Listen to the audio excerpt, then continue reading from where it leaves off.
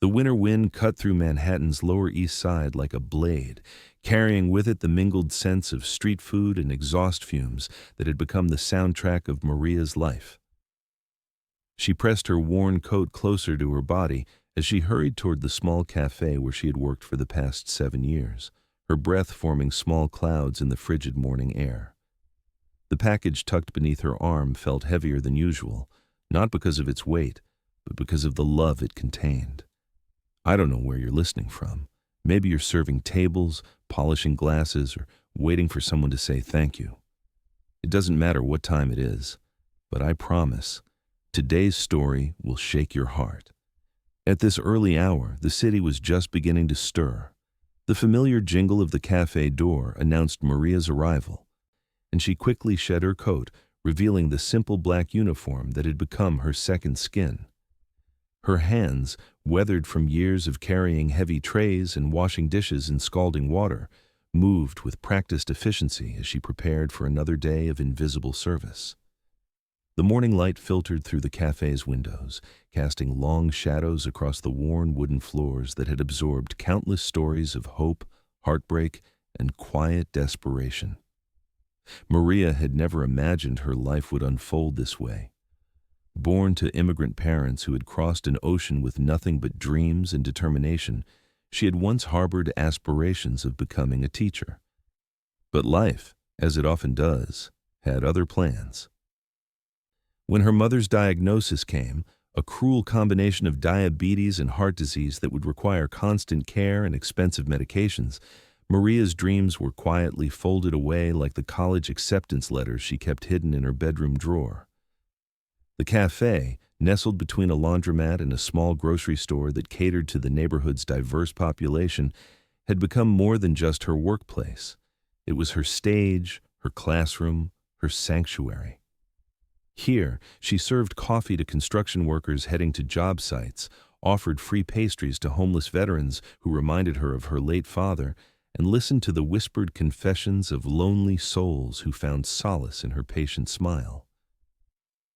Every morning, Maria would arrive 30 minutes early, not because her boss demanded it, but because these quiet moments allowed her to center herself.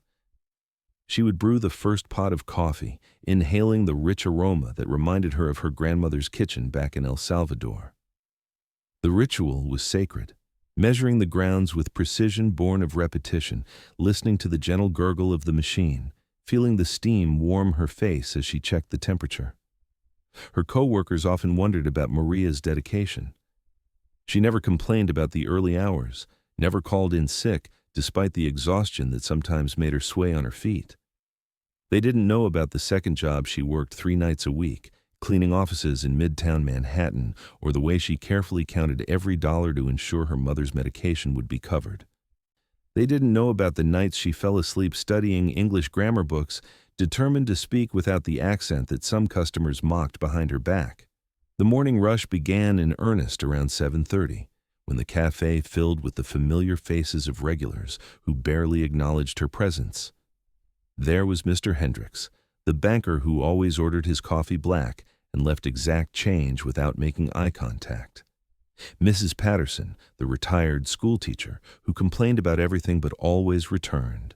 And the young professionals who tapped impatiently on their phones while she prepared their elaborate drink orders, treating her like an extension of the espresso machine. Maria had learned to find dignity in her work, even when others couldn't see it. Each cup of coffee was prepared with care, each table wiped clean, not because she feared her manager's criticism, but because she believed that every person deserved to be served well, regardless of their ability to recognize her humanity. Her uniform might have been simple, her wages modest, but her spirit remained unbroken. The package she had hidden earlier contained something precious, a hand-knitted scarf she had made during her few free hours, intended for a customer's child who had mentioned being cold during a recent visit. These small acts of kindness were her rebellion against a world that often seemed determined to render her invisible. She gave not because she expected gratitude, but because giving was as natural to her as breathing. As the morning progressed, Maria noticed a young woman seated alone near the window. There was something different about her, the way she held herself with unconscious elegance, the designer handbag that probably cost more than Maria earned in a month, the subtle confidence that came from never having to worry about money. Yet there was also something fragile in her expression, a loneliness that wealth couldn't quite conceal. Emily Richardson sat in the corner booth, her manicured fingers wrapped around a ceramic mug that had seen better days. At 22, she possessed everything her father's vast fortune could provide: penthouse apartments, luxury cars, access to elite social circles, yet she felt profoundly empty. Her mother had died when Emily was 15, leaving behind a void that her father's business empire couldn't fill. Charles Richardson, a man whose investment portfolios generated millions in passive income, had buried his grief in work, leaving his daughter to navigate adolescence and young adulthood largely alone. The cafe was an unlikely refuge for someone of Emily's background, but she'd discovered it during one of her aimless walks through the city. Unlike the sterile luxury of her usual haunts, this place possessed something money couldn't buy: authenticity. The mismatched furniture, the faded photographs on the walls, the genuine warmth of the waitress who had served her without judgment or false deference. Maria approached Emily's table with the same careful attention she gave to every customer, but something in the young woman's eyes made her pause. Perhaps it was recognition of a kindred loneliness, or maybe it was the intuitive understanding that comes from years of observing human nature. Whatever it was, Maria found herself asking if Emily needed anything else, her voice carrying a gentleness that penetrated the armor of privilege and isolation. For Emily, accustomed to service that felt transactional and distant, Maria's genuine concern was a revelation. This waitress, whose name she learned from the faded name tag pinned to her uniform, seemed to see her not as the Richardson heir, but simply as a person who might need kindness. It was a perspective Emily had rarely encountered in her rarefied world, where relationships were often colored by the knowledge of her father's wealth and influence. The morning stretched on, marked by the rhythms of cafe life, the hiss of the espresso machine, the soft murmur of conversations, the gentle clink of silverware against ceramic. Maria moved through it all with practiced grace, refilling cups before they emptied, clearing tables with quiet efficiency, offering small smiles to customers who rarely returned them. Her presence was so consistent, so reliable, that many took it for granted, like the morning sun or the changing of traffic lights. But Emily was watching, learning to see beyond the uniform to the woman beneath. She noticed how Maria's face lit up when she spoke with the elderly Italian man who shared stories of his grandchildren. She observed the extra care Maria took in preparing drinks, the way she remembered preferences without being asked. Most importantly, she saw the dignity with which Maria carried herself, despite the sometimes dismissive treatment she received from other customers. As the lunch crowd began to arrive, the cafe's atmosphere shifted from morning contemplation to midday urgency. Maria's movements quickened, but never became careless. She balanced multiple orders with the skill of a dancer, one arm carrying a tray of steaming bowls, while the other wiped down a recently vacated table. The controlled chaos was her domain, and she navigated it with an expertise that few people bothered to acknowledge. It was during this busy period that Emily first noticed Maria's small act of rebellion, the way she slipped a wrapped sandwich to a man who counted coins with shaking hands, pretending it was a mistake in the kitchen that would otherwise go to waste. The gesture was so subtle, so natural, that most people would have missed it entirely. But Emily saw it, and in that moment, her understanding of Maria began to deepen. The afternoon passed in a blur of orders and conversations, but Emily remained, nursing her coffee long after it had grown cold. She was beginning to understand that her attraction to this place wasn't just about the coffee or the atmosphere. It was about Maria herself, this woman who moved through her days with such quiet strength. In a world where Emily felt increasingly disconnected from genuine human emotion, Maria represented something she had almost forgotten existed: unconditional kindness given without expectation of reward. As closing time approached, Maria began her usual routine of cleaning and preparing for the next day.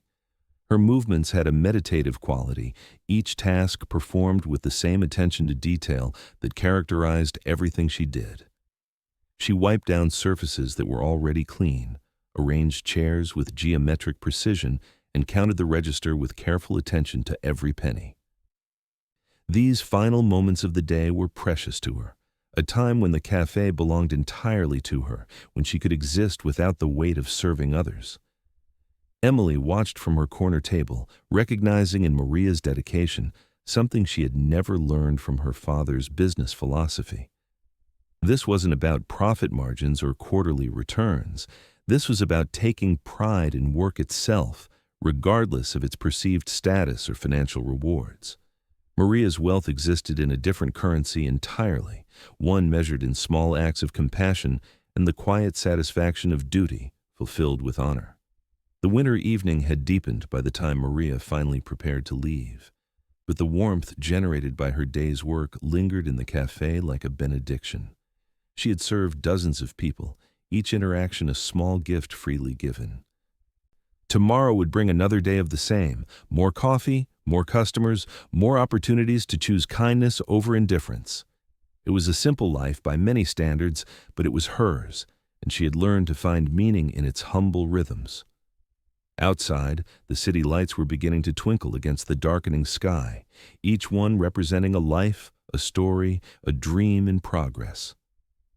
Maria pulled her worn coat tight against the cold and began her journey home, unaware that her quiet strength had already begun to work its way into the heart of someone who desperately needed to learn about love without conditions, service without servility, and the profound dignity that exists in simply caring for others with an honest heart. The Thursday morning rush at the cafe was particularly intense, with the usual mix of harried commuters and leisurely retirees, creating a symphony of competing demands. Maria moved between tables with her characteristic grace, but today carried an additional weight. Her mother's medical bills had increased again, and the second job she had been working was ending due to budget cuts at the office building. The stress was invisible to her customers, hidden behind the same gentle smile she offered every day. Emily had become a regular presence in the corner booth, her expensive clothes incongruous among the cafe's working-class clientele. She had begun to notice the subtle signs of Maria's financial strain, the way she sometimes hesitated before eating lunch, how she carefully counted her tips at the end of each shift.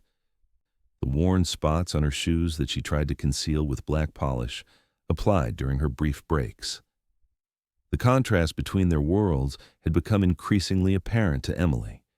While she worried about which designer dress to wear to her father's charity galas, Maria was calculating whether she could afford both her mother's insulin and the rent payment. While Emily's biggest decision might be choosing between investment portfolios, her trust fund alone generated more in monthly interest than Maria earned in a year. Maria was weighing the cost of replacing her broken phone against the need to buy groceries. It was during one of these busy mornings that Maria's quiet world began to unravel. A new customer, a man in an expensive suit with the kind of aggressive confidence that money often breeds, had taken a table in Maria's section. His demands were immediate and harsh. The coffee was too cold, the service too slow, the atmosphere beneath his standards. Maria responded with her usual patience, remaking his order and apologizing for perceived slights with genuine courtesy. But the man's irritation only seemed to escalate. Perhaps he was having a bad day, or maybe Maria's accent triggered some deep-seated prejudice within him. Whatever the cause, his voice began to rise, carrying across the cafe with the kind of entitled fury that decades of wealth and privilege can nurture. He berated Maria for her appearance, questioning whether she belonged in a city like New York, suggesting she return to wherever she had come from.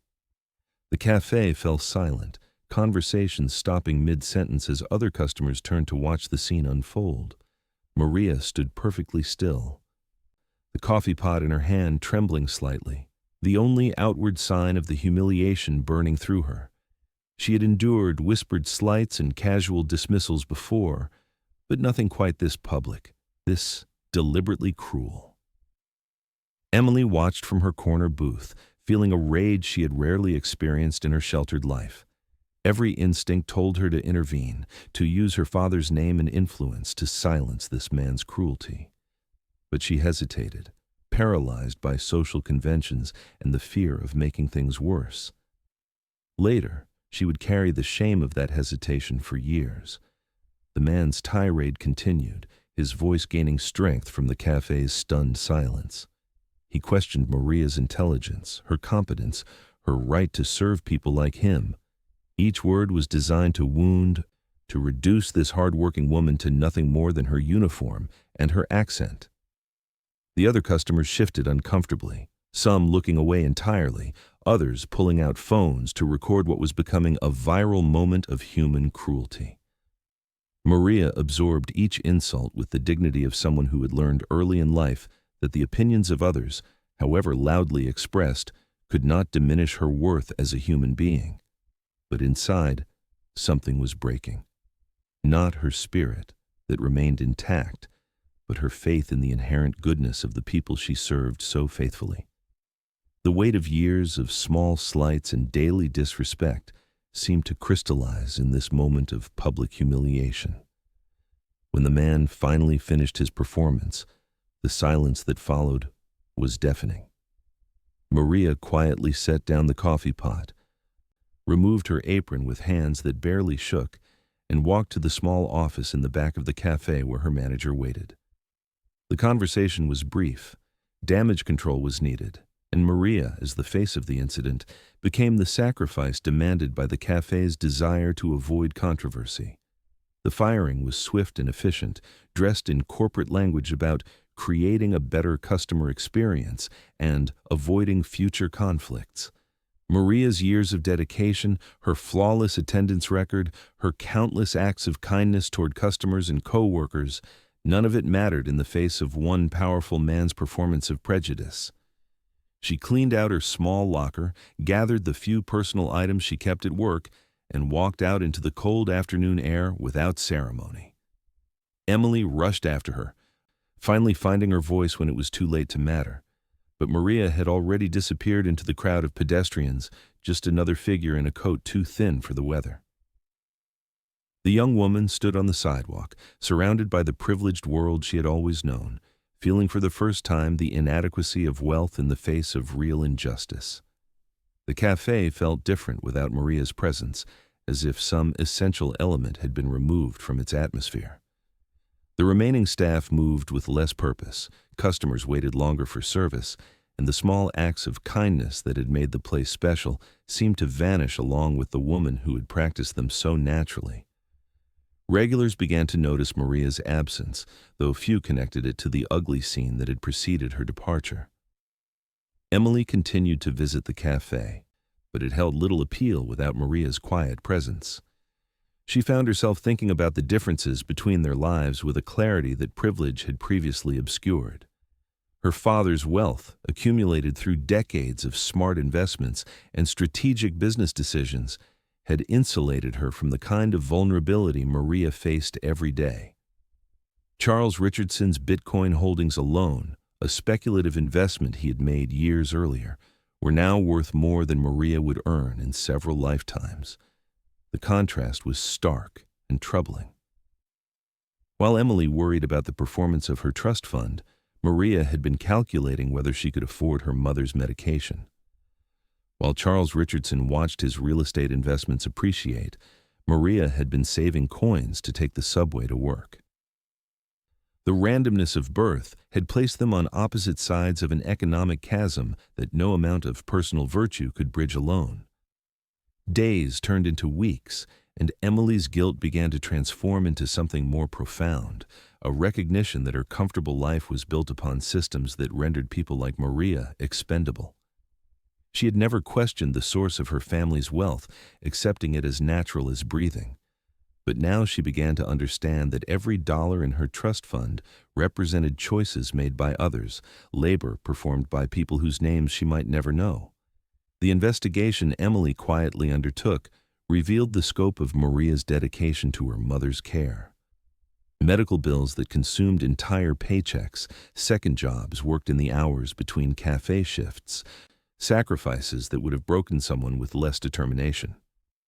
Maria's love was not abstract or theoretical. It was practical, costly, and ongoing.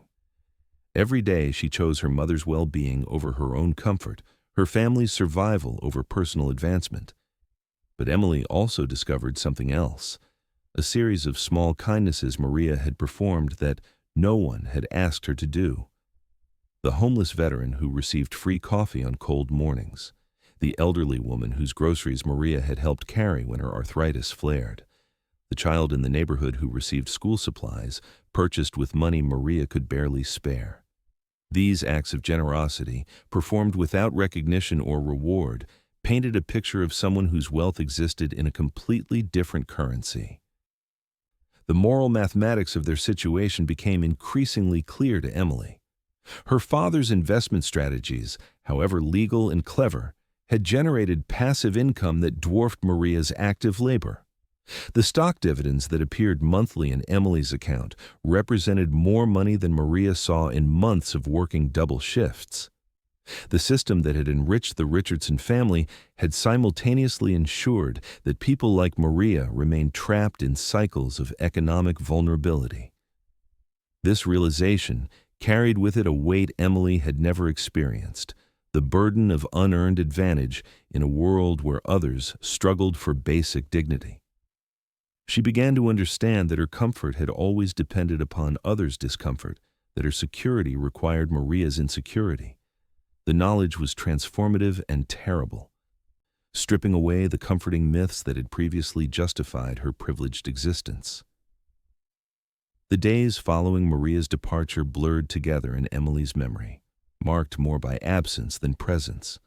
The coffee at other establishments tasted flat, the service felt cold and transactional, and the easy assumptions of her previous life no longer provided comfort. She found herself walking past the cafe where Maria had worked, hoping to glimpse the woman whose quiet strength had revealed so much about honor and sacrifice. Winter deepened over Manhattan, and with it came the realization that Maria's influence had extended far beyond their brief interactions. The young woman who had never needed to consider the cost of compassion now found herself calculating the true price of her family's wealth. Every dollar in her father's portfolios represented a choice, a decision to prioritize profit over people, return on investment over human dignity. The comfortable distance Emily had always maintained from the working world began to collapse as she recognized her own complicity in systems that exploited people like Maria. Her trust fund, automatically replenished every month, had always seemed as natural as rainfall. Now, she understood it as accumulated labor, generations of work performed by people whose names were buried in ledgers and forgotten in boardrooms. Maria, meanwhile, had vanished into the vast anonymity of New York's struggling workforce. Emily's attempts to find her had proved fruitless. The woman had left no forwarding address, no social media presence, no digital footprint that privilege could follow. She had simply returned to the invisible world from which she had emerged, carrying her dignity with her like a crown that only she could see. The silence left by Maria's absence echoed through Emily's increasingly restless days, a reminder that comfort built upon others' suffering was no comfort at all. Somewhere in the city, a woman who had served with grace and loved without conditions was fighting battles that Emily's wealth could easily resolve but would never be asked to address. The randomness of their different fates had never seemed so arbitrary or so unjust. Time moved differently for Emily after Maria's disappearance, each day stretching with a restless energy she had never experienced. Her penthouse apartment, with its floor-to-ceiling windows overlooking Central Park, felt more like a prison than a sanctuary. The view she had once found soothing now seemed to mock her, all that space between herself and the real world below, where Maria was struggling with problems Emily's trust fund could solve in an instant. Charles Richardson noticed his daughter's changed demeanor during their rare dinners together. Emily had always been contemplative, but now she seemed almost haunted, picking at meals prepared by their private chef while staring out at the city lights. When he asked about her day, her responses were vague, distracted. She had stopped attending the social functions that had once provided structure to her weeks, declining invitations to gallery openings and charity galas with increasing frequency. The investigation Emily had begun into Maria's life had revealed details that kept her awake at night. Through carefully worded conversations with the cafe's remaining staff, she had learned about Maria's mother, a woman in her 60s whose medical needs had grown increasingly complex and expensive. The diabetes that required daily insulin injections, the heart condition that demanded regular monitoring, the arthritis that made simple tasks agonizing. Each condition represented costs that strained Maria's modest income to its breaking point. Emily discovered that Maria had been working not just at the cafe, but also cleaning offices in Midtown 3 nights a week. The image of the woman who had served her coffee with such grace, spending her evenings scrubbing floors and emptying trash cans, was almost unbearable. While Emily slept in Egyptian cotton sheets in a climate-controlled bedroom, Maria was working jobs that demanded physical labor well into the night. But the most devastating revelation came when Emily learned about Maria's younger brother. Through a conversation with an older customer who had known Maria's family, Emily discovered that Maria had lost her brother in a construction accident 2 years earlier. He had been working without proper safety equipment for a contractor who cut corners to maximize profits, the kind of calculated negligence that resulted in higher margins for investors and death for workers. The grief that had shaped Maria's extraordinary capacity for compassion became clear to Emily. Every act of kindness, every moment of grace under pressure, every patient response to cruelty had been forged in the furnace of personal loss. Maria's gentleness was not naive, it was hard-won, refined by suffering that privilege had protected Emily from experiencing. This knowledge transformed Emily's understanding of their brief relationship. Maria's attention had not been mere customer service. It had been recognition of shared loneliness, an offering of connection from someone who understood isolation intimately. The waitress had seen past Emily's designer clothes to the emptiness beneath, responding with the same instinctive kindness she showed to everyone who crossed her path. Meanwhile, Maria's own situation had grown increasingly desperate. Without the steady income from the cafe, she had been forced to take whatever work she could find: house cleaning, food delivery, temporary office work that offered no benefits or security. Her mother's condition had worsened without the consistency of a regular schedule. The stress of financial uncertainty manifesting in elevated blood sugar levels that required more expensive medications. The apartment Maria shared with her mother in Washington Heights was a study in careful economy. Every dollar was allocated before it was earned, every expense weighed against impossible alternatives. The choice between her mother's insulin and their rent had become a monthly crisis, resolved only by skipping meals or selling possessions that held sentimental value but little monetary worth. Yet Maria's dignity remained intact, burnished by the daily practice of choosing hope over despair. She had learned to find purpose in the smallest tasks, to maintain pride even when her work was invisible to those who benefited from it. The houses she cleaned were maintained with the same attention to detail she had brought to serving coffee, not because the wealthy homeowners would notice, but because excellence was a form of resistance against a world that treated her as expendable. Emily's guilt had evolved into something more complex, a recognition that her family's wealth was not morally neutral. Every dividend payment in her trust fund represented decisions made in boardrooms where Maria's humanity was reduced to line items on financial statements. The stock portfolio that generated her monthly allowance included investments in companies that employed people under conditions similar to those that had killed Maria's brother. The mathematics of inequality became inescapable for Emily.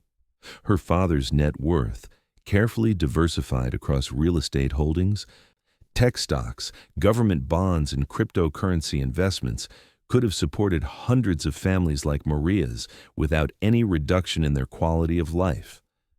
The passive income from their investment properties alone exceeded what Maria earned through active labor by a factor that made comparison seem obscene.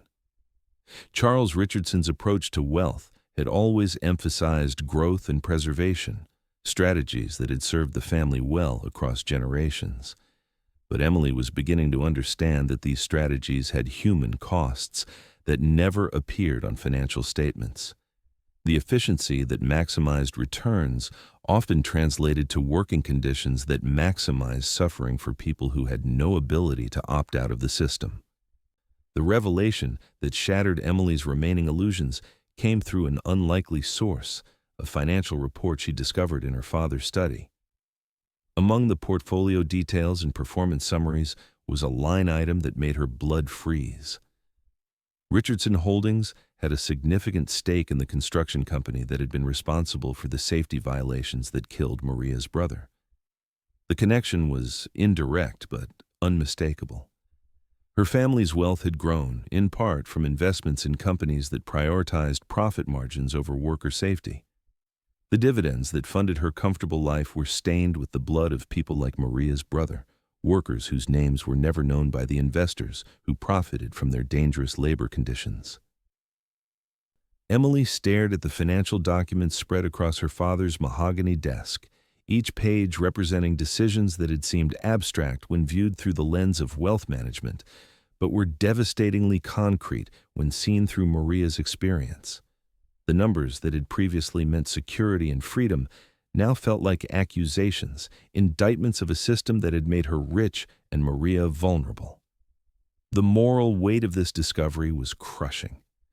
Emily had not chosen to be born into wealth, but she had benefited from it every day of her life. The trust fund that provided her security was sustained by investments that created insecurity for others. The system that protected her from Maria's struggles was the same system that made those struggles inevitable for someone in Maria's position. Sleep became elusive for Emily as she wrestled with the implications of her family's complicity in the systems that had failed Maria so completely. Every comfort in her penthouse apartment, the heated floors, the imported marble, the custom furniture, represented resources that could have prevented Maria's suffering, but had instead been used to insulate Emily from any awareness of that suffering. The city outside her windows had not changed, but Emily's ability to see it had been transformed. The lights that had once seemed beautiful now reminded her of Maria working late-night cleaning jobs. The traffic below represented people struggling to make ends meet while she slept in luxury they could never imagine. The distance between her privileged tower and the streets where Maria walked to save subway fare had never seemed so vast or so morally significant. The search for Maria became Emily's obsession, driven by a need that went beyond guilt to something resembling desperation. She had to find this woman who had unknowingly revealed the true cost of the Richardson family's wealth. She had to confront the human reality of her privilege, even if that confrontation destroyed every comfortable assumption she had ever held about herself and her place in the world. But finding someone who had disappeared into New York's invisible workforce proved more difficult than Emily had imagined. Maria had no presence on social media, no credit history that Emily's resources could access, no digital footprint that privilege could follow. She had vanished as completely as if she had never existed, leaving behind only the memory of her grace under pressure and the knowledge of what her absence meant. The winter months stretched on, marked by Emily's growing understanding of the systems that had shaped both their lives. Every day brought new revelations about the hidden costs of wealth, the invisible suffering that subsidized comfort, and the moral implications of inherited advantage. The woman who had served her coffee with such dignity had become her teacher, revealing truths that no amount of education or privilege had prepared her to understand. Emily's transformation was not comfortable or easy. It was the painful growth that comes from having illusions stripped away and replaced with truth. The truth that her wealth was not earned, that her comfort was not innocent, and that her security depended upon others' vulnerability. These revelations would have been crushing if not for the example Maria had set, showing that dignity could survive even the most difficult circumstances if one chose to maintain it. The city continued its relentless pace around Emily's crisis of conscience, but she moved through it now with different eyes. Every service worker she encountered reminded her of Maria's invisible labor. Every homeless person on the street represented a system that had failed people like Maria's brother. Every comfortable moment in her penthouse apartment was shadowed by the knowledge of what that comfort had cost others. Somewhere in that vast city, Maria continued her quiet battle for survival and dignity, unaware that her grace had planted seeds of transformation in the heart of someone who had the power to change things but had never understood the need to do so. The separation between them was not just geographical, it was moral, economic, and spiritual.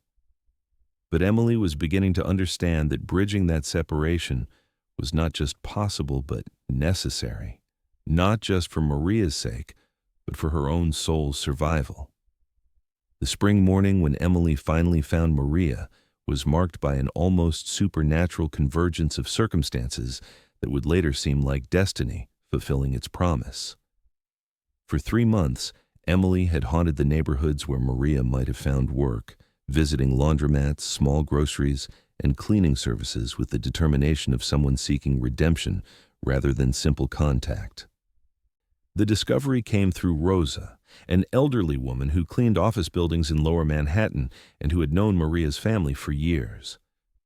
Rosa mentioned, almost in passing, that Maria had been helping care for her bedridden mother in a 5th-floor walk-up in Washington Heights, surviving on odd jobs and the kindness of neighbors who understood the sacred duty of caring for family. The address was offered reluctantly, with protective warnings about Maria's need for privacy and dignity in her struggles. Emily climbed those 5 flights of stairs with legs that trembled from more than physical exertion. Each step carried her further from the insulated world of her privilege and closer to the raw reality of survival that Maria navigated daily. The building was clean but worn, its walls bearing the marks of decades of working families who had raised children, mourned losses, and celebrated small victories within its modest confines. When Maria opened the door, the recognition in her eyes was immediate but guarded. She looked older, wearier, but her dignity remained intact like armor that nothing could tarnish. Emily's prepared speeches evaporated in the face of Maria's quiet presence, leaving only the raw truth of why she had come: to apologize, to understand, and perhaps to find a way to make amends for the systems that had failed them both so completely. The small apartment was a testament to Maria's grace under pressure. Despite the obvious financial constraints, everything was immaculately clean and carefully arranged to maximize both functionality and beauty. Her mother, a woman whose illness could not diminish the strength in her eyes, was propped up in bed surrounded by hand-knitted blankets and photographs of family members whose love had transcended economic hardship. The conversation that followed was conducted in whispers, partly out of respect for Maria's mother's rest, and partly because some truths are too profound for normal speaking voices. Emily explained her search, her growing understanding of the connections between her family's wealth and the struggles of families like Maria's, and her need to find some way to address the injustices she had come to recognize.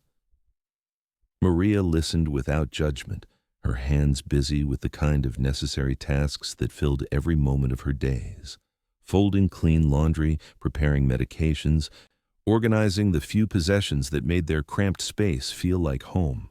When Emily finished speaking, the silence that followed was not uncomfortable but contemplative, filled with the weight of all the words that had been left unspoken during their brief time at the cafe.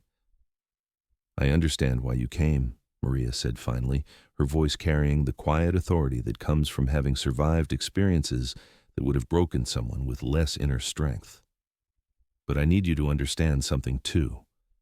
What happened to me at the cafe, that was not the first time, and it will not be the last. The world is full of people who see uniforms instead of souls, who measure worth by bank accounts instead of character. Emily felt the truth of Maria's words settle in her chest like stones. The incident at the cafe had been shocking to her because of its public nature and her personal connection to Maria. But for Maria, it represented just one moment in a lifetime of similar experiences. The cruelty had been notable not for its existence, but for its visibility to someone with the power to witness and remember. The revelation that followed transformed Emily's understanding of their relationship entirely. Maria had recognized Emily's loneliness from the beginning, not because of any special insight, but because loneliness was a language Maria spoke fluently. The difference was that Maria's isolation came from being invisible to those around her, while Emily's came from being visible for all the wrong reasons. "Your father's money," Maria continued, her tone neither accusatory nor bitter. "It cannot buy the things that matter most. I have seen very wealthy people who are poorer than anyone in this neighborhood, and I have seen people with almost nothing who are richer than kings. The question is not how much you have, but what you do with whatever has been given to you." Emily had come prepared to offer money, investments, opportunities that could solve Maria's immediate problems. But she was beginning to understand that such gestures, however well-intentioned, would miss the deeper point of Maria's example. The waitress had not endured her struggles in order to be rescued by inherited wealth. She had endured them to demonstrate that dignity could survive any circumstance if one chose to maintain it. The two women talked through the morning, their conversation ranging across topics that neither had expected to discuss. Maria spoke about her brother's death, the way his absence had left a hole in her world that no amount of time could fill completely. She described the choices she made daily between competing necessities, the careful calculations that determined whether her mother's medication could be purchased or the rent could be paid on time. But Maria also spoke about the moments of grace that sustained her, the neighbor who sometimes shared dinner without being asked, the former customer who had tracked her down to offer temporary work, the doctor who had quietly reduced his fees when he understood her situation. These acts of kindness, invisible to most of the world, formed a network of support that made survival possible and dignity sustainable. Emily began to understand that her guilt, however genuine, was ultimately self-centered. The question was not how to absolve herself of complicity in unjust systems, but how to use her unearned advantages to create more justice for others. Maria's example pointed toward a different kind of wealth, one measured in service given freely, compassion offered without conditions, and grace maintained under pressure. The financial revelations that followed were delivered with the matter-of-fact tone that Maria used for all difficult truths. Her mother's medical expenses had grown beyond what any combination of part-time jobs could cover. The insulin alone cost more than Maria earned in a week, and the specialized care required for her mother's multiple conditions demanded resources that working-class wages could never provide. As Maria spoke, Emily performed mental calculations that highlighted the obscenity of their different circumstances. Her monthly trust fund disbursement exceeded Maria's annual income, her clothing budget surpassed Maria's housing costs, and her casual spending on entertainment dwarfed Maria's expenditure on food. The mathematical stark reality of inequality became impossible to ignore or rationalize. But what struck Emily most profoundly was Maria's refusal to frame her situation as tragic or unfair. She spoke about her struggles with the same dignity she had brought to serving coffee, as challenges to be met rather than injustices to be lamented. This perspective revealed a form of wealth that Emily's inheritance could never purchase, the ability to find meaning and maintain honor regardless of external circumstances. The afternoon light filtering through the small apartment's windows cast everything in golden tones that reminded Emily of religious paintings she had seen in museums. There was something sacred about Maria's daily routine of caring for her mother, something profound about the way she maintained their small space with pride and attention despite its obvious limitations. When Emily finally broached the subject of help, financial assistance that could solve Maria's immediate problems and provide long-term security, Maria's response was not what she had expected. Instead of gratitude or relief, there was a careful consideration, as if Emily were offering something that required deep thought rather than immediate acceptance. Help can take many forms, Maria said carefully. Some help teaches dependence, and some help teaches strength. Some help changes nothing important, and some help changes everything. If you truly want to help, you must understand not just what I need, but why I need it and what that need means for others who face similar struggles. The conversation that followed revealed the depth of Maria's understanding about systems and structures that Emily had never been forced to consider. This woman, whose formal education had been interrupted by family obligations, possessed insights about economics and justice that surpassed anything Emily had learned in her expensive private schools. Maria spoke about the ways that poverty was designed into economic systems, how the same mechanisms that generated passive income for investors created active struggling for workers. She described the impossibility of escaping cycles of economic vulnerability when every emergency depleted resources that could never be adequately replenished. Most importantly, she articulated the dignity that existed in honest work, regardless of its monetary compensation. The realization that Emily could learn more from Maria than Maria could ever learn from her transformed their dynamic entirely. This was not a relationship between benefactor and recipient, but between teacher and student. Maria's example offered lessons about character, resilience, and meaning that no amount of inherited wealth could provide. As evening approached, Emily understood that her search for Maria had been successful in ways she had never anticipated. She had found not just the woman who had served her coffee with such grace, but a guide who could show her how to live with purpose regardless of economic circumstances.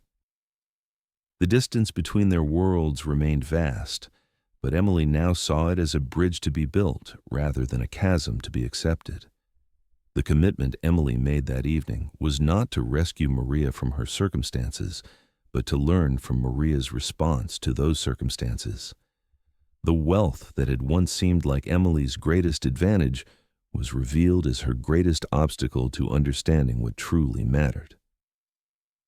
In Maria's small apartment, surrounded by the visible signs of invisible struggles, Emily began to grasp the difference between having money and being rich.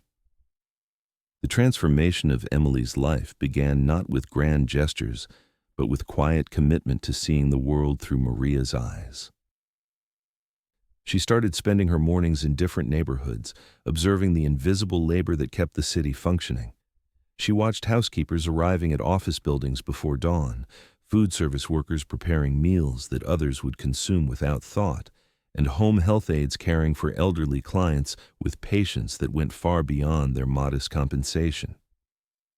These observations were not casual anthropological studies, but serious attempts to understand the systems that had shaped both their lives so differently.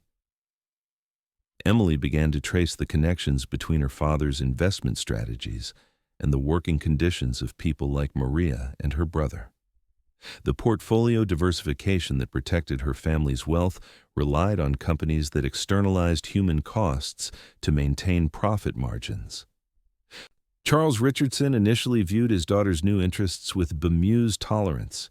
Her request to review the family's investment portfolios, her questions about the social impact of their holdings, her insistence on understanding the labor practices of companies in which they held shares.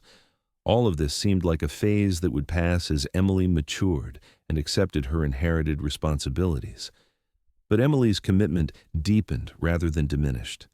She began to understand wealth not as a neutral tool, but as a form of power that carried moral obligations. Every dollar in the family's accounts represented choices made by others, labor performed by people whose names would never appear on financial statements, and consequences that extended far beyond quarterly earnings reports. The research Emily conducted revealed the scope of her family's indirect complicity in systems that perpetuated inequality. Their real estate investments included properties managed by companies with histories of exploiting immigrant workers, Their technology stocks represented companies that relied on overseas manufacturing with labor conditions that would be illegal in the United States. Their energy holdings profited from extraction processes that disproportionately harmed communities like the one where Maria lived. Each revelation added weight to Emily's growing sense of responsibility. She had not chosen to inherit this wealth, but she had benefited from it every day of her life. The comfort that had protected her from Maria's struggles was sustained by investments that made those struggles inevitable for others. The mathematical relationship between her security and others' vulnerability could no longer be ignored. Maria, meanwhile, had not been passive during Emily's period of self-discovery. The younger woman's visits and conversations had planted their own seeds of reflection. For the first time in years, Maria found herself considering possibilities beyond simple survival, imagining ways that her experience and insights might serve purposes larger than keeping her mother alive and maintaining their modest home. The connection between them had evolved from the service relationship that had defined their cafe interactions into something resembling friendship, two women from different worlds discovering shared concerns about justice, meaning, and the proper use of whatever advantages fate had granted them. Emily's wealth remained a barrier between them, but it was no longer an insurmountable one. The plan that emerged from their conversations was ambitious in scope, but careful in execution. Rather than simple charity that would address Maria's individual circumstances while leaving systemic problems intact, they envisioned something that could create lasting change for people facing similar struggles. Emily's access to capital would be combined with Maria's understanding of community needs and worker dignity. The foundation they established was unlike the typical charitable organizations that wealthy families created for tax advantages and social recognition. Instead of distributing funds from a distance, it was designed to be guided by people like Maria, who understood poverty not as an academic concept, but as a daily reality requiring creative solutions and sustained commitment. The first initiative focused on healthcare access for working families, recognizing that medical expenses had been the primary factor driving Maria's financial desperation. Rather than simply paying for individual treatments, the foundation worked to establish clinics in underserved neighborhoods staffed by healthcare providers committed to treating patients regardless of their ability to pay. But Emily's transformation went deeper than philanthropic activities. She began to divest from investments that relied on worker exploitation, even when such moves reduced the family's overall returns. She redirected resources toward companies that prioritized worker safety, fair wages, and environmental responsibility. These changes often came at financial cost, but Emily had learned from Maria that some forms of wealth were more valuable than monetary accumulation. Charles Richardson watched his daughter's evolution with growing concern and grudging respect. The young woman who had once seemed content to enjoy inherited advantages without questioning their source was becoming someone he barely recognized, someone whose moral clarity challenged assumptions he had held throughout his successful career. The confrontation between father and daughter was inevitable, conducted in the study where Emily had first discovered their family's indirect connection to Maria's brother's death.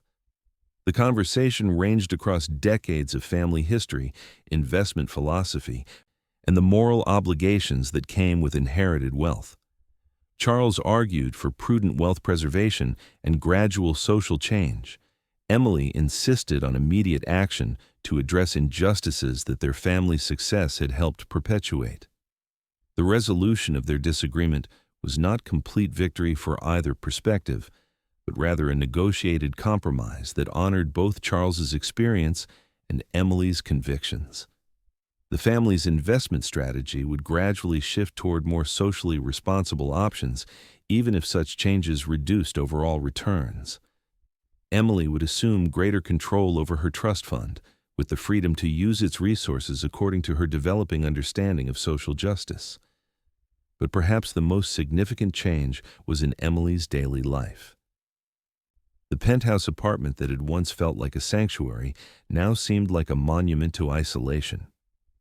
She began spending more time in Maria's neighborhood, not as a tourist exploring poverty, but as someone learning to see the city from ground level rather than from tower windows. The relationships Emily developed in Maria's community were challenging and rewarding in equal measure. She was neither fully accepted as an insider nor completely dismissed as an outsider, but existed in the liminal space between worlds that allowed her to serve as a bridge between resources and needs. Her wealth remained visible and sometimes uncomfortable, but it was increasingly directed toward purposes that honored Maria's example. The cafe where Maria had worked reopened under new management, with policies that protected workers from the kind of abuse that had led to Maria's firing. The change was not simply theoretical. It included living wages, health benefits, and dignity policies that ensured customers who mistreated staff would be refused service. These improvements cost money, but they were subsidized by Emily's foundation as an investment in worker dignity.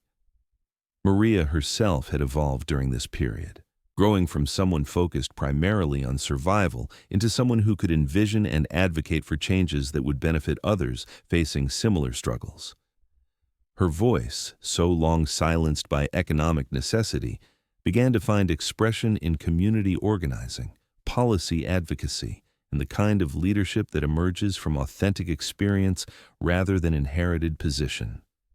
The partnership between Emily and Maria had become a model for how privilege could be used responsibly, not through paternalistic charity that maintained existing power structures, but through collaborative work that redistributed both resources and decision-making authority. Emily's wealth provided tools, Maria's wisdom provided direction. Their combined efforts created changes that neither could have accomplished alone. The city around them remained largely unchanged. Inequality persisted, workers continued to face exploitation, and inherited advantages still determined life outcomes more than individual merit. But within their expanding circle of influence, different possibilities were becoming visible. The example they set began to attract others who recognized that wealth carried obligations, and that those obligations could be fulfilled in ways that honored rather than diminished human dignity. The winter evening that had brought Emily to Maria's apartment seemed like ancient history as they stood together in the new community center their foundation had helped establish. The space was filled with working families accessing health care, educational programs, and the kind of support services that made survival less precarious and dignity more sustainable. The walls were decorated with photographs and artwork created by community members, visual testimonies to the creativity and resilience that flourished when basic needs were met. 3 years had passed since that transformative spring morning when Emily climbed 5 flights of stairs to confront the human cost of her family's wealth. The journey from guilt to responsibility had been neither quick nor comfortable, but it had resulted in changes that extended far beyond their individual lives.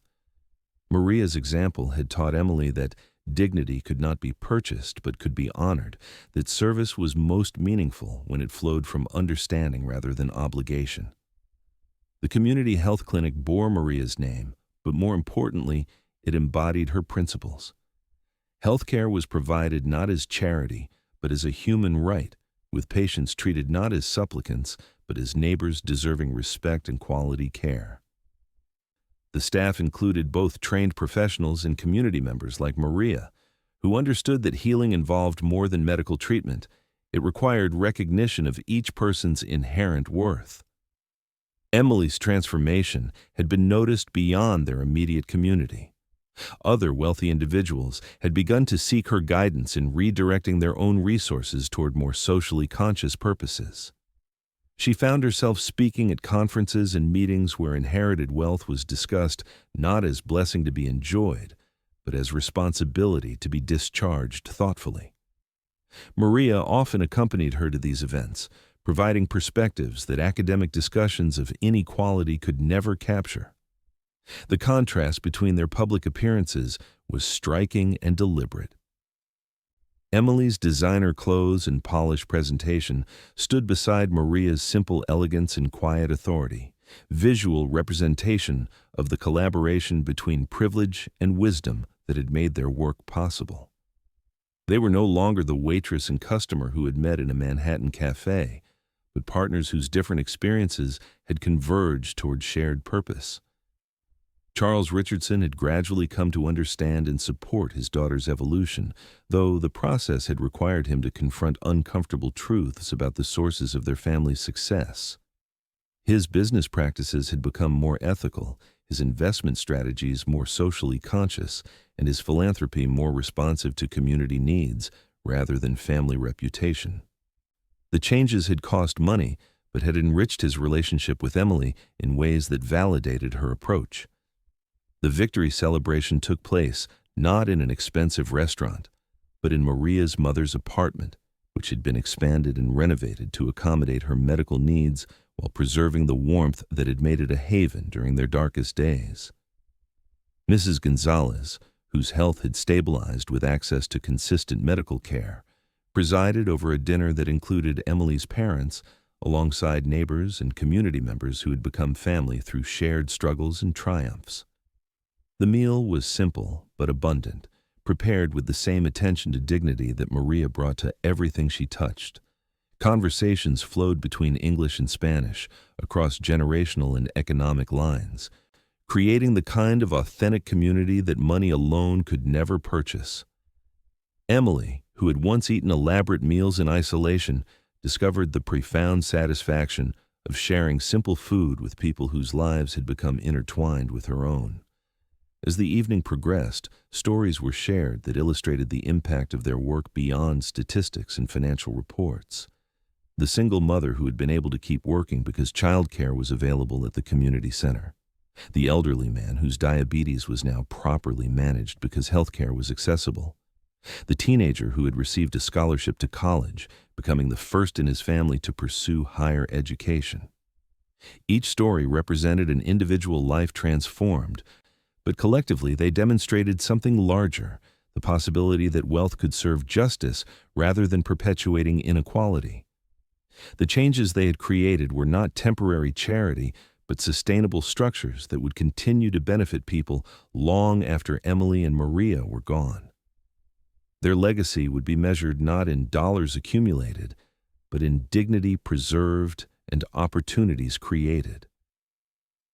Maria's speech that evening was brief but profound, delivered with the same quiet authority she had shown while serving coffee in the face of daily indignities. She spoke about the difference between helping people and working with people, between charity that maintained distance and partnership that required vulnerability.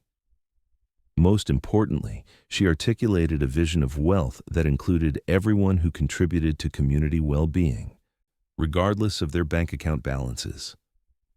True wealth, Maria said, her voice carrying across the crowded apartment, is not about what you can buy for yourself, but about what you can build with others. Emily has learned that privilege is not a fortress to protect, but a bridge to build toward justice. Together, we have discovered that the most valuable investment is not in portfolios or properties, but in the dignity and potential of our neighbors. The applause that followed was genuine and sustained, recognition of truths that had been earned through years of difficult work rather than inherited through accident of birth. Emily felt tears on her cheeks as she realized how far she had traveled from the isolated young woman who had sought refuge in Maria's cafe.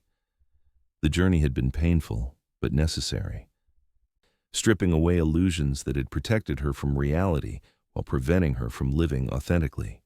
The final toast was offered by Charles Richardson, whose own transformation had been perhaps the most surprising aspect of their story. The man who had spent decades maximizing returns on investment spoke about the superior returns possible when wealth was invested in human dignity and community strength. His words carried weight not because of his financial success, but because of the changes he had made in his own life and priorities. As the celebration wound down and guests began to leave, Emily and Maria found themselves alone on the apartment's small balcony, looking out over the neighborhood that had become home to both of them in different ways. The city lights spread below them like a constellation of individual stories. each light representing someone struggling or succeeding, dreaming or surviving, loving or grieving within the vast complexity of urban life. "Do you ever think about how we met?" Emily asked, her voice soft in the evening air. "How different everything could have been if that man hadn't humiliated you that day." Maria considered the question carefully, as she did all difficult topics.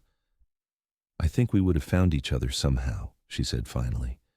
"When people are ready to see each other truly, the universe has ways of making introductions.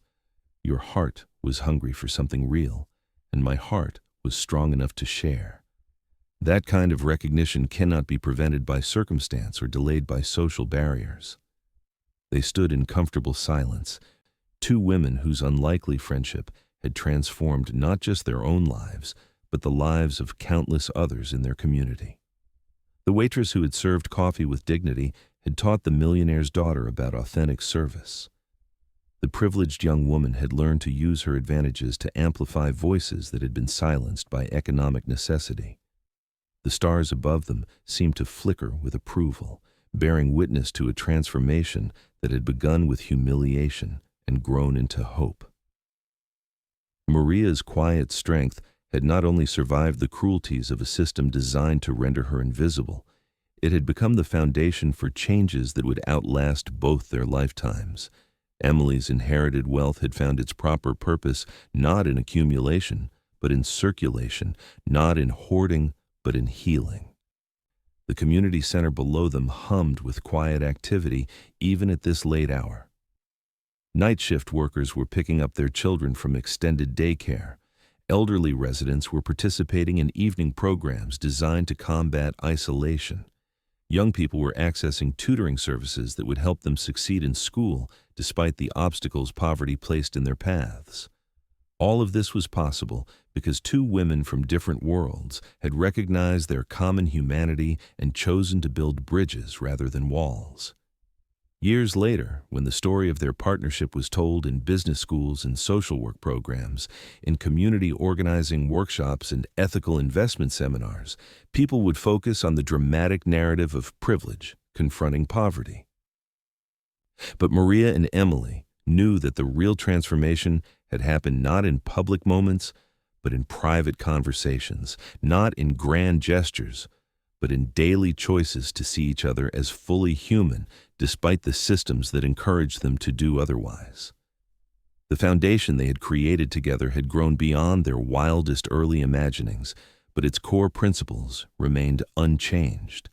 Every program was designed not to create dependency, but to restore dignity. Every service was delivered not as charity, but as recognition of shared humanity. Every decision was made not by wealthy benefactors alone, but in partnership with community members who understood firsthand the challenges being addressed. The economic impact of their work could be measured in traditional metrics: healthcare costs reduced, educational achievement increased, employment rates improved. But the true success lay in transformations that could not be quantified. The single mother who no longer feared losing her job because childcare was unreliable, the elderly diabetic who could afford medication without choosing between pills and food, the young person who could envision a future beyond the limitations of his zip code. Maria had become a sought-after speaker at conferences on poverty and social justice, but she never forgot the source of her credibility. Her insights came not from academic study, but from lived experience, not from theory, but from the daily practice of maintaining dignity while struggling for survival. When she spoke about the working poor, she spoke with the authority of someone who had been invisible to society while performing the labor that kept it functioning. Emily's evolution from passive inheritor to active advocate had inspired others in her social class to examine their own relationship with wealth and privilege. The dinner parties she now hosted featured not just other wealthy individuals, but community organizers, social workers, and people like Maria who could speak about inequality from personal experience. These conversations were sometimes uncomfortable, but always necessary, creating the kind of cross-class dialogue that was essential for meaningful social change. The winter morning that marked the 5th anniversary of their first meeting at Maria's apartment found them walking together through the neighborhood that had become the center of their shared life's work. The community garden they had helped establish was dormant in the cold, but its summer abundance was remembered and anticipated. The family health center was busy with people seeking care that was both medically excellent and delivered with dignity. The small business incubator was nurturing enterprises started by people who had been excluded from traditional sources of entrepreneurial support. Every changed life represented a victory over systems that seemed designed to perpetuate inequality. But Maria and Emily had learned that systemic change required both individual transformation and collective action. They could not single-handedly remake an economy that concentrated wealth at the top while leaving working families vulnerable to emergency. But they could demonstrate that different relationships between privilege and responsibility were possible. As they walked, they passed the corner where Maria's brother had lived before his death in the construction accident that had revealed the true cost of the Richardson family's investments. A small memorial garden now occupied the space, tended by neighbors who remembered his kindness and mourned the injustice of his loss. Emily paused there every time she walked this route, reminded of the human toll extracted by systems she had once accepted as natural and inevitable. The apartment building where Maria still lived with her mother, now in a larger unit made possible by economic security rather than inherited wealth, displayed a small plaque recognizing Mrs. Gonzalez's contributions to community life. Her illness had stabilized with access to consistent health care, and her experience as a caregiver had made her an invaluable counselor to other families facing similar challenges. Age and pain had not diminished her wisdom or her capacity for nurturing others. The transformed cafe where their story had begun was now managed by a cooperative of former employees who had bought the business with assistance from Emily and Maria's foundation. The new owners had maintained the physical warmth of the space while eliminating the economic insecurity and workplace disrespect that had made service jobs a form of daily humiliation. The coffee was still excellent, but now it was prepared and served by people who owned their labor and controlled their workplace. A new generation of young people had grown up seeing their community not as a place of limitation, but as a site of possibility. Children who might have been trapped by poverty were accessing educational opportunities that honored their intelligence while acknowledging the challenges they faced. Teenagers were learning that their circumstances of birth did not determine their adult possibilities, that their community struggles did not reflect their own inadequacies, and that their voices deserved to be heard in decisions that affected their lives. The success of their local work had attracted national attention, leading to invitations to consult with other communities facing similar challenges. Maria and Emily had learned that their model could not simply be exported wholesale to different contexts, but that the principles they had developed, community-led development, dignity-centered service delivery, and collaborative relationships across class lines, could be adapted to address inequality wherever it existed. Their partnership had also influenced policy discussions at the municipal and state level, where their evidence-based advocacy helped secure funding for programs that had been demonstrated to work. They had learned to navigate political systems that often seemed designed to prevent change, building coalitions that included people across ideological and economic divides who shared commitments to practical progress rather than partisan positioning. The evolution of Emily's relationship with her father had become one of the most unexpected aspects of their story. Charles Richardson's business career had been transformed by his daughter's moral clarity and Maria's practical wisdom. His investment strategies now prioritized long-term sustainability over short-term profits, worker welfare over pure efficiency, and community development over individual accumulation. These changes had initially reduced returns, but they had ultimately created more stable and satisfying wealth. The Richardson Family Foundation had become a model for how inherited wealth could be managed responsibly, with decision-making shared between family members and community representatives, resources directed toward structural change rather than temporary relief, and success measured by community well-being rather than foundation growth. Other wealthy families had begun to adopt similar approaches, creating a network of funders committed to redistributing power as well as resources. But perhaps the most profound change had been in Emily's understanding of her own identity and purpose. The young woman who had once defined herself primarily through her family's wealth and social position had discovered a sense of self rooted in service and relationship rather than possession and status. Her friendships were based on shared values rather than shared privilege. Her days were filled with meaningful work rather than empty leisure, and her security came from community connection rather than individual accumulation. Maria's transformation had been equally significant, though perhaps less visible to outside observers. The woman who had once focused her extraordinary capacity for care entirely on her immediate family had learned to see herself as part of a broader community whose well-being was interconnected with her own. Her voice, so long silenced by economic necessity, had found expression in advocacy and organizing that amplified the experiences of others who faced similar struggles. The relationship between them had evolved far beyond its origins in customer service or even friendship. They had become genuine partners in a shared mission, each contributing essential perspectives and resources while learning constantly from the other. Emily's access to capital and social networks was balanced by Maria's understanding of community needs and worker dignity. Their different backgrounds had become complementary rather than divisive, evidence that meaningful collaboration across class lines was not only possible but necessary for substantive social change. And so, the story that had begun with humiliation in a Manhattan cafe had grown into something larger than either woman could have imagined during their first tentative conversations. The waitress, who had served coffee with dignity despite daily indignities, had become a leader whose voice carried weight in policy discussions and whose example inspired others facing similar struggles. The privileged young woman who had been isolated by her wealth had learned to use her advantages in service of justice rather than personal comfort. Their work continued to expand, touching lives in ways both immediate and lasting.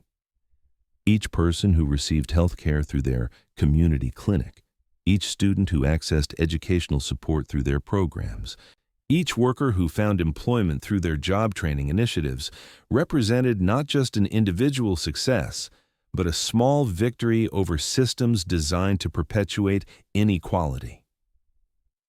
The morning sun climbed higher over their neighborhood as Emily and Maria completed their walk, illuminating the physical manifestations of hope that their partnership had helped create. But the true transformation existed in relationships, between neighbors who had learned to support each other, between people from different backgrounds who had discovered common ground, between those with resources and those with needs who had found ways to work together rather than remain isolated in separate worlds.